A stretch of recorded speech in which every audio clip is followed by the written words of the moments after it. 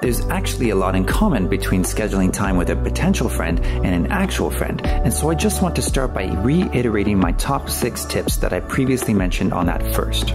Number 1, take the initiative to organize activities with friends instead of waiting for them to do so.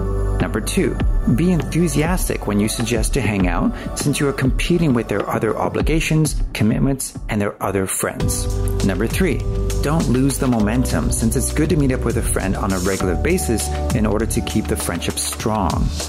Number 4, come prepared by reviewing the worksheets for conversation skills, values and passions, personal branding, and getting inspired. Number 5, be flexible and spontaneous, just in case the weather changes or your friend needs to change the date and time of the hangout. And lastly, number 6, do your best to not cancel or reschedule hangouts with friends, especially at the last minute, unless it's absolutely necessary, since otherwise you will be seen as unreliable and flaky.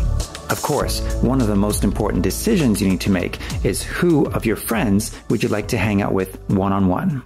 For that, I want you to think of the 3 circles of friends that we covered in a previous section. Once again, you've got your outer circle, which is your community circle, your inner circle, which consists of small groups of friends, and you've got your one-on-one circle, which is made up of friends that you want to hang out with one-on-one. So here are my top 5 tips when it comes to deciding about who you should hang out with one-on-one. Number 1, which of your friends has impressed you the most? I'm not talking about how much money they make or what kind of car or house they own.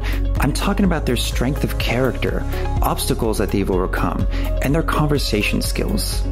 Number 2, which of your friends seem to share the same values and passions as you? Perhaps it's come up in conversation that you're both passionate about art or helping to support a specific cause. Number 3, which of your friends have expressed interest in hanging out with you? If this is the case, then you already know that they'd be likely to be receptive to hanging out with you if you sent them a suggestion to do so. Number 4, which of your friends inspire you? Perhaps you respect them for certain accomplishments that you're working on yourself, or you share some of the same life goals. And finally, number 5, which of your friends actually has the time to hang out with you? If you find that you're really having a hard time scheduling a time to hang out with one of your friends, then it's best to ask them to get back to you when they're less busy and to move on to asking another friend to hang out one-on-one. I'd like you to think about which of your friends you like to hang out with one-on-one. The best way to do this is by reviewing your worksheet for the 3 circles of friends, your friendship wish list, and the friendship audition process. In the next section, we'll be covering organizing small group activities. And as always, I'll see you in the next section.